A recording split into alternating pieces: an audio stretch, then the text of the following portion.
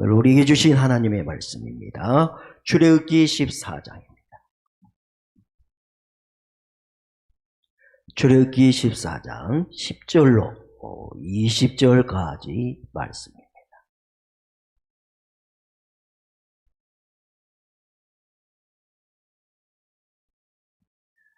그 중에 오늘 15절과 16절만 제가 봉독해 드리겠습니다. 여호와께서 모세에게 이르시되 너는 어찌하여 내게 부르짖냐?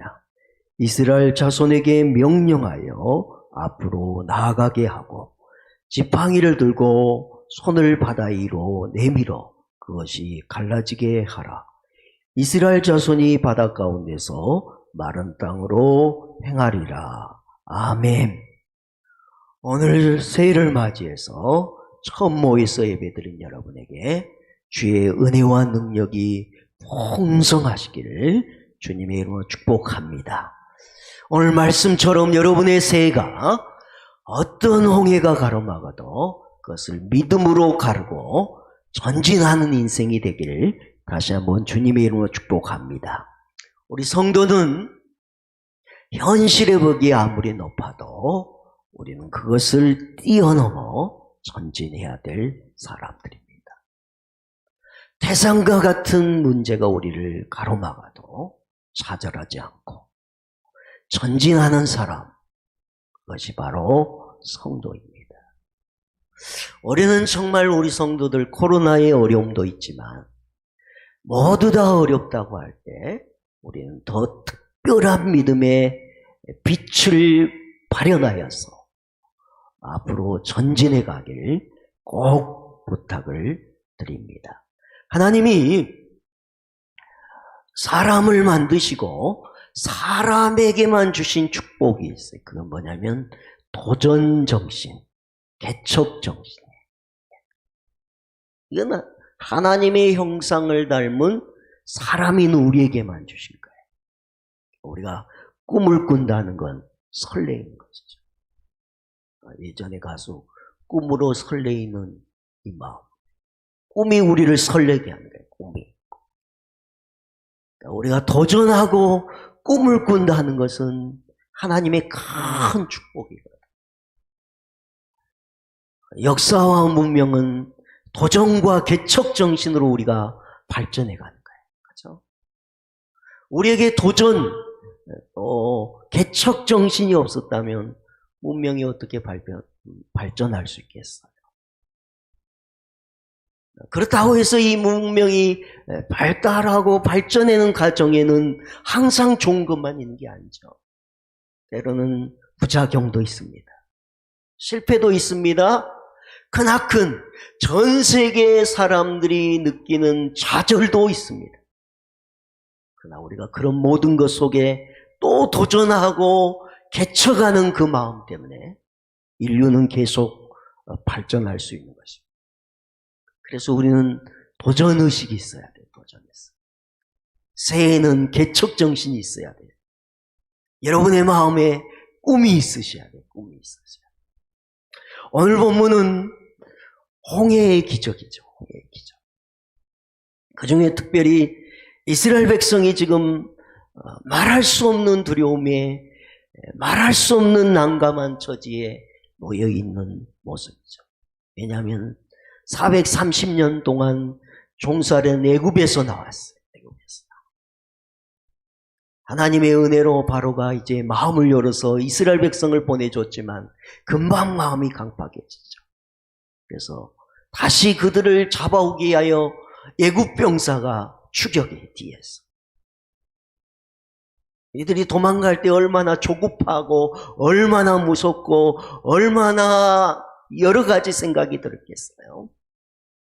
그런데 그들이 열심히 달려나갔지만 오늘 홍해가 그들 앞에 가로막고 있는 거죠. 홍해. 앞으로 갈 수도 없고 그렇다고 뒤로 물러설 수 없는 정말 진퇴양난의 지금 위기 가운데 이스라엘 백성이 서 있는 것입니다. 이때 하나님이 모세에게 주신 명령이 뭐냐면 오늘 본문 15절과 16절입니다. 자, 그런 의미에서 우리 15절과 16절을 다시 한번 우리 합독하도록 합시다. 시작. 여호와께서 모세에게 이르시되 너는 어찌하여 내게 부르짖냐?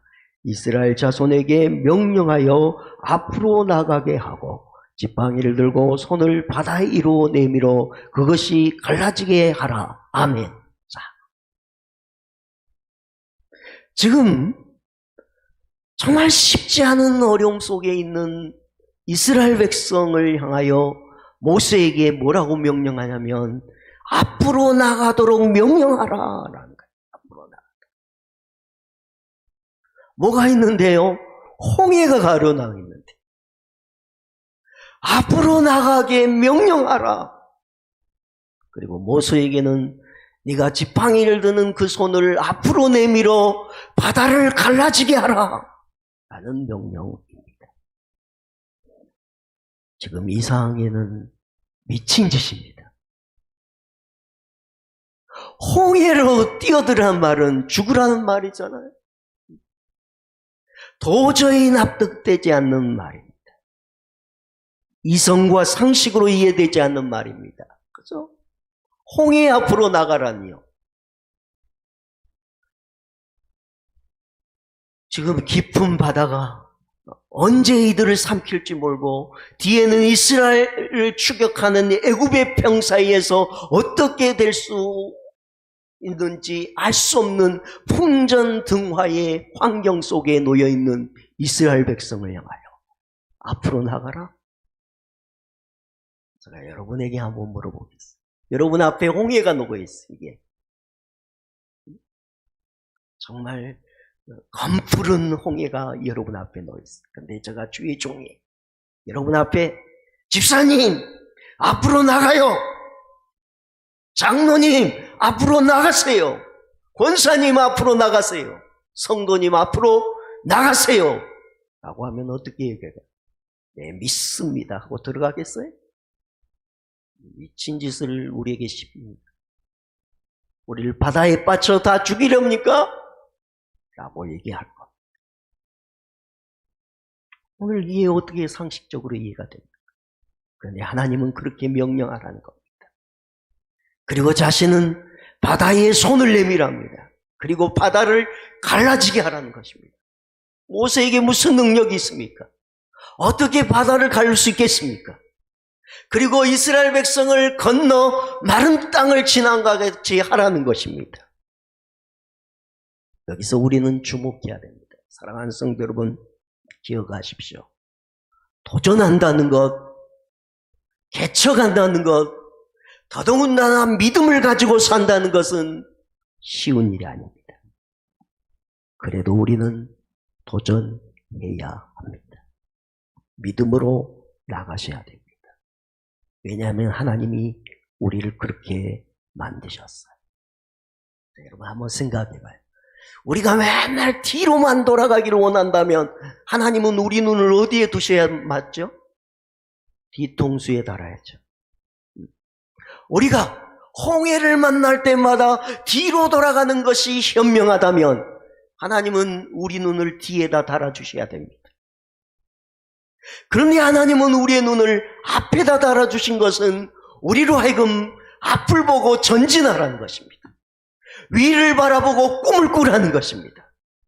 사랑하는 성도 여러분, 오늘 그러므로 여러분이 홍해 앞에 놓여있을지라도 하나님이 앞으로 나가라고 명령하실 때 그것이 이성적으로 여러분의 상식적으로 받아들이기 힘든 어려운 처지가 있을지라도 믿음으로 전진할 수 있는 믿음에 충만한 사람들이 되어지기를 주님의 이름으로 축복합니다. 여러분, 전진하지 못하고 각오를 들어가면 안 됩니다. 못합니다. 안 됩니다. 할 수 없습니다. 무섭습니다. 어렵습니다. 나는 이것을 할 수 있는 사람이 아닙니다. 늘 얘기하지만 그것은 겸손이 아닙니다. 그것은 불신앙입니다. 불신앙. 상대를 도저히 감당할 수 없을 때 우리는 골리앗과 다윗의 싸움이라고 얘기합니다. 계란으로 파헤치기 같은 어려움이 있을 때 우리는 골리앗과 다윗의 싸움이라고 얘기합니다. 사무엘상 17장은 골리앗과 다윗의 싸움이 나옵니다. 특별히 17장 11절에 보면 사울과 온 이스라엘이 놀라 크게 두려워하니라. 이것 때문에 골리앗 때문에 크게 두려워했습니다. 골리앗이 40일 동안 이스라엘의 진지 앞에 나와서 크게 외치면서 이스라엘 백성과 이스라엘의 하나님을 모욕했습니다. 40일 동안. 옛날에는 전쟁 심리전이나 지금도 마찬가지지만 옛날에는 적 진지 앞에 가서 조롱하거든. 적장을 조롱하든지 아니면 누구를 조롱해요. 그리고 밖으로 유인해서 전쟁을 승리로 이끌어요. 골리앗이 그런 거예요. 다른 사람도 나오지 않고 한 사람이 나왔어요. 40일 동안 조롱합니다. 그런데 이스라엘의 수많은 군사 중에 어느 하나도 그 조롱을 듣고 붕괴하며 앞으로 나가 도전하는 자가 없었습니다. 사울왕도 마찬가지예요. 왜 그랬을까요? 성경에 보면 골리앗의 키가 3m예요. 3m. 2m만 돼도 거대한데 3m. 그리고 그가 갑옷을 입었어요. 거구면 대충 입을 것 같은데 이건 치밀한 사람. 그래서 발목과 팔, 이 투구, 그래서 자기에게 빈틈이 보이지 않도록 갑옷을 철저히 입었는데 그 무게가 57kg. 그리고 긴 창을 들었습니다. 3m의 거인, 갑옷으로 무장한 거인이 창 하나만 들고 나와도 괜찮은데 이가 얼마나 치밀했는지 어깨에 있는 단창을 맸어요. 창을 놓치면 언제든지 또 다른 공격 무기를 확보해서 싸우고자 하는 치밀한 사람이 서 있는 거예요. 그러니까 이스라엘 백성이 저 사람은 장수가 아니라 괴물인 거예요. 괴물. 어느 정도 비슷해야 싸울 텐데 괴물이 딱 버티고 서 있으니까 그들의 마음속에서 이미 전의가 상실된 겁니다. 전의가 상실. 싸우고 싶은 마음이 없어졌습니다. 싸우고 싶은 마음을 다 잃어버렸습니다. 사람이 마음이 상실되면 핑계거리가 나옵니다. 이스라엘 백성이 보니까 저 사람 키가 너무 큰다. 우리 상대가 안 돼. 야, 저 창 봐. 저 창에 한번 찔리면 두동강이 날 것 같아. 우리는 힘으로도 될 수 없고 전략으로 될 수 없어. 그래서 도망갈 길만 찾는 것입니다. 다윗의 형 엘리압이 다윗이 이제 전쟁터에 형들에게 필요한 물건을 전달하게 왔어요. 소년 다윗이 보니까 골리앗이 나와서 이스라엘 백성과 하나님을 막 조롱하는 거예요. 이 아이가 견딜 수가 없었어요. 전쟁터에 내가 싸워나가야 돼. 그랬더니 그 큰형이 뭐라고 하냐면 나는 양떼를 돌보지 않고 여기까지 왜 왔냐? 전쟁터가 무슨 구경터냐? 하고 그 소년 다윗을 꾸짖었습니다.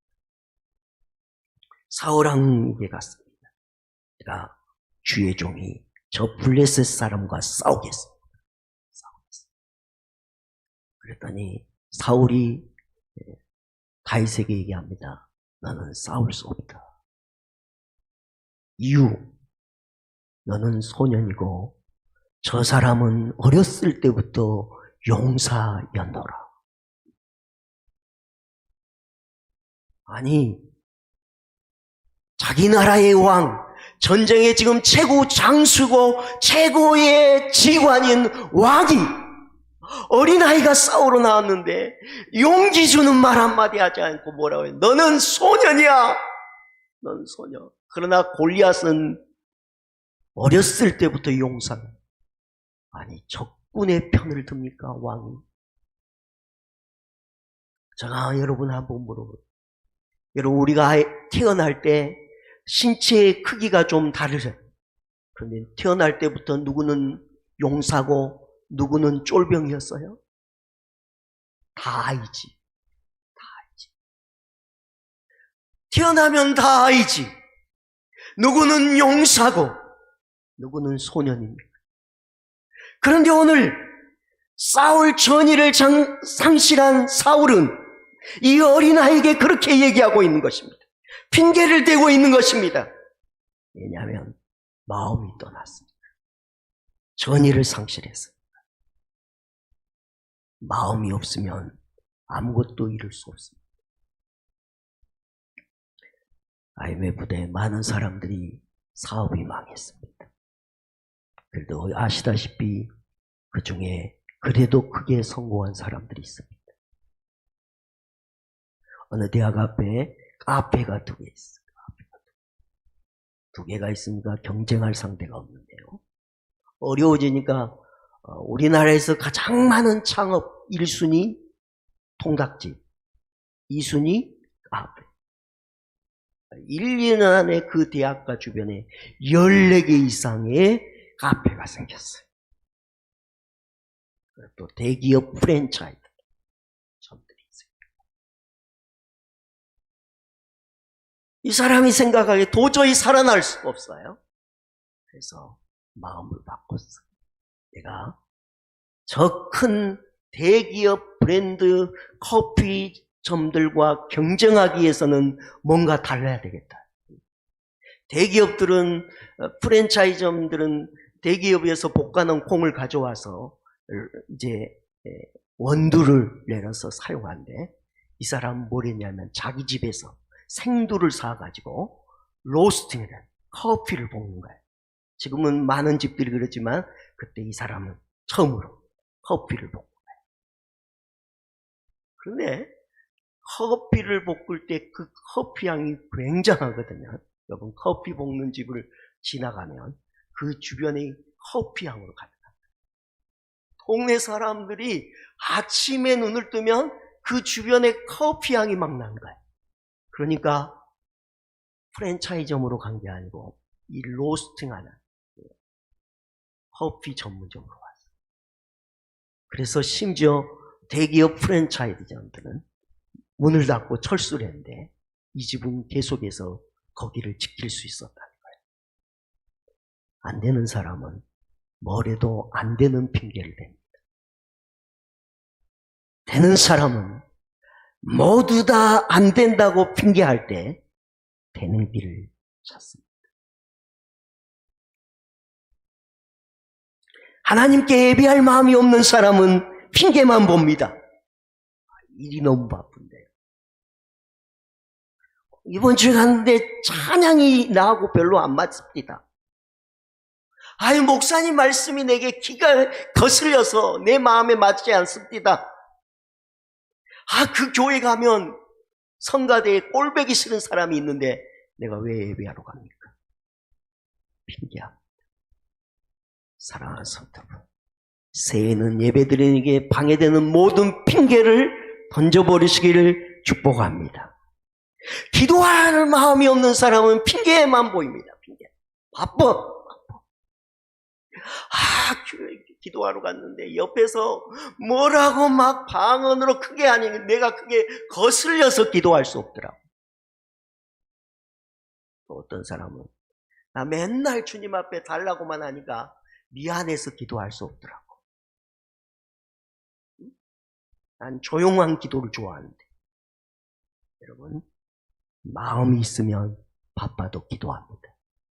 마음이 있으면 방해와 환경의 어려움을 극복하고라도 기도합니다. 다니엘은 기도할 마음이 있으니까 목숨의 위협 앞에서도 예루살렘을 향하여 하루에 3번 기도하지 않습니다.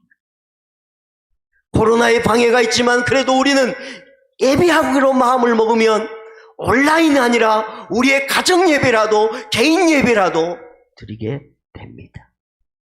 여러분, 핑계를 앞세우는 마음 없는 증거들을 버리시기를 바랍니다.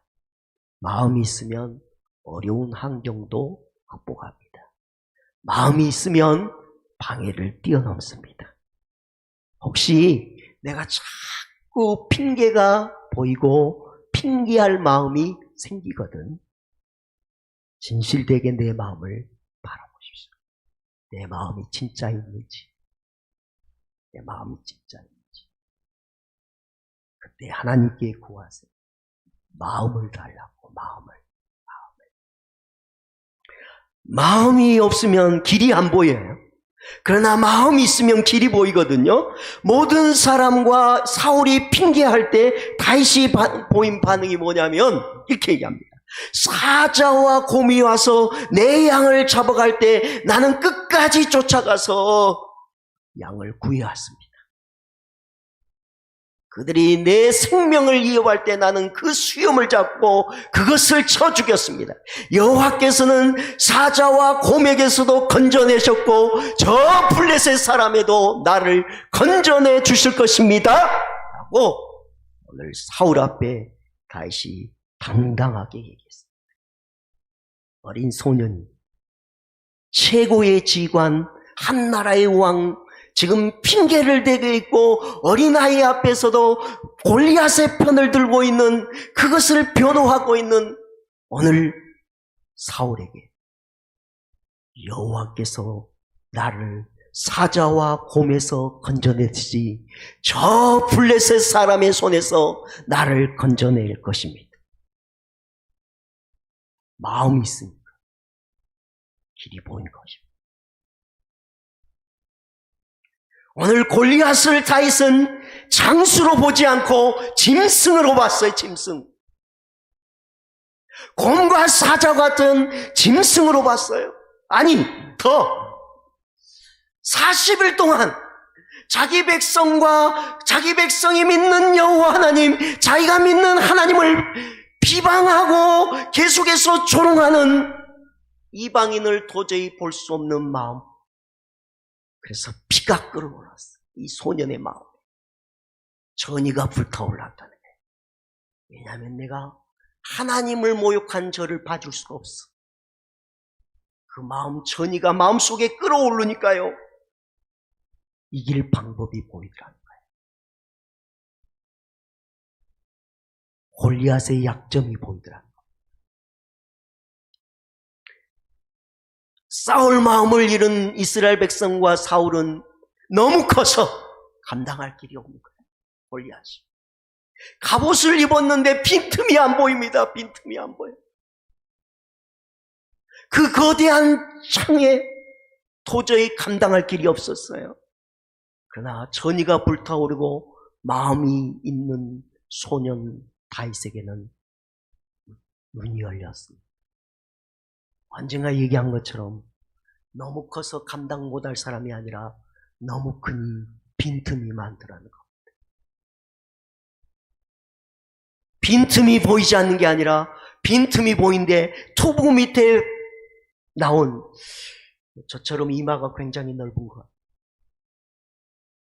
거인의 이마는 얼마나 넓겠어요? 저 얼굴만 할 것 같아요. 그러니까 대충 던져도 맞겠더라는 거예요. 왜? 마음이 있으니까. 소년이라도 마음이 생기니까.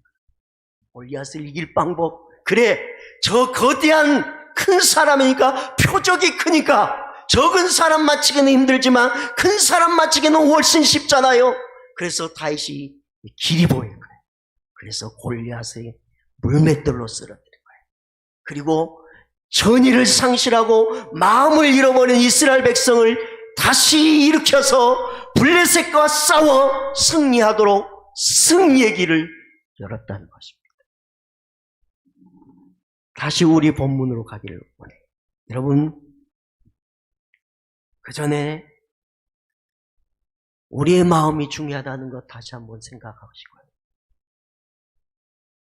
혹시 여러분의 마음에 사울 마음을 잃어버린 사울과 같이 내 마음이 사단에게 뺏겨지고 있지 않는가 늘 점검하세요. 다윗처럼 먼저 마음을 찾으셔야 돼요. 다 들어보면요, 이유가 있어요.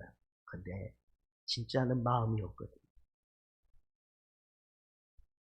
결혼한 지 너무 오래되신 분들에게 늘 이런 비유가 맞지는 않을 텐데, 옛날에 여러분 연애하시고 사랑할 때는요, 모든 게 아름다운 거예요. 약점도 다 받아줬죠. 마음이 열려 있으니까 약점도 이뻐 보이고요, 매력적이에요. 근데 마음이 닫히면요, 장점도 미움으로 보여요. 사람의 마음이란 게 그런 거. 좋아한 걸 하는 사람은요, 새벽 아니라 철야를 해도 즐겁습니다. 왜냐하면 거기 마음이 있습니다. 거기 마음이 있습니다. 더 중요한 건 하나님은 마음이 있는 자와 일하십니다. 하나님은 마음이 있는 자에게 길을 여시고 길을 보여주시고 그의 인생에 승리를 주십니다.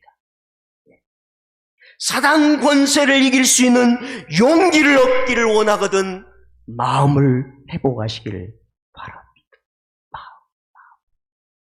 마음 있으면 사랑이 된다. 마음이 없어지니까 사랑이 아니라 미워지는 거예요. 자, 오늘 본문으로 다시 가요. 16절 다시 봅니다. 그런 의미에서 시작.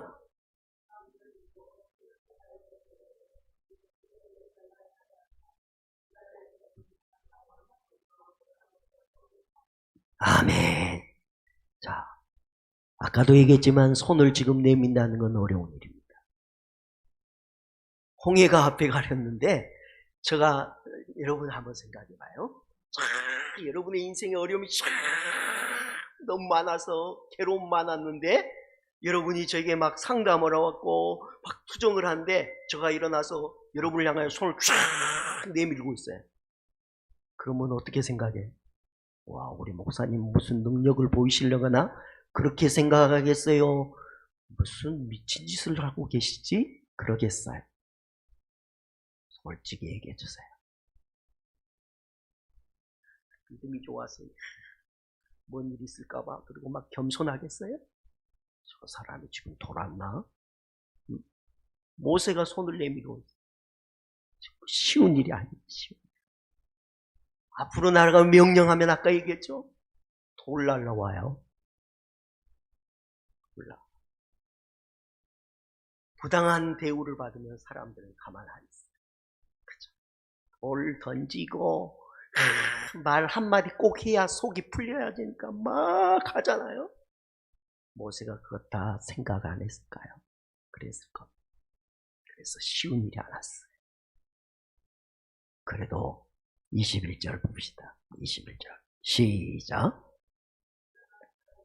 자, 모세가 뭐 했어요? 그래도 순종하고 바다 위로 손을 내밀었어요. 그랬더니 계속 있습니다. 시작.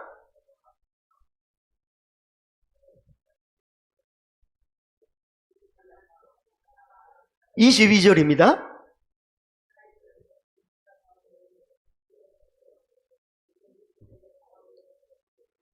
아멘. 여러분, 모세가 순종하고 믿음으로 나갔더니 바닷물이 물러가더랍니다. 바다가 갈라지고 땅이 되었답니다. 그리고 그 백성이 그 바다 위로 건너게 되었습니다. 여러분, 순종할 때 역사가 일어납니다. 그때 모세가 하나님 될까요? 하나님 정신 차리세요. 지금 이게 무슨 일입니까? 저들이 내게 뭐라고 얘기하십니까? 괜한 짓거리하고 자빠졌다고. 모세가 너무너무 힘이 들었는가 봐 정신을 잠깐 놓았다고. 그렇게 말하면 어떻겠습니까? 그리고 시큰둥하고 반응하지 않았다면 자기도 못 건너고 이스라엘 백성도 홍해를 건널 수 없었을 겁니다. 사랑하는 성도 여러분, 이제 여러분에게 말씀을 드립니다. 여러분 앞에도 홍해가 놓여 있습니다. 내 힘으로는 풀지 못한 홍해들, 해결할 수 없는 사건들이 여러분의 인생에도 많이 있습니다. 새해도 그럴 겁니다. 심각한 고민, 이러지도 저러지도 못할 인생의 아픔들, 질병들, 물질의 문제가 여러분 앞에 홍해가 되어 여러분을 가로막고 있겠습니다. 그때 여러분은 두 종류의 사람이 될 수 있습니다. 하나는 이제 죽었다. 끝장났다. 우리는 망했다. 원망하고 불평하며 좌절할 수 있습니다. 그러나 오늘 모세처럼 하나님을 믿고 순종함으로 홍해를 가르고 앞으로 전진해 나갈 수 있습니다. 여러분, 모세가 되기를 축복합니다. 모세의 순종 앞에 이스라엘 백성의 원망하는 그들도 그 홍해를 가르고 함께 지나가게 되었습니다. 여러분, 내가 믿음이 없으면 믿음이 있는 사람들과 함께 어울리십시오. 제발.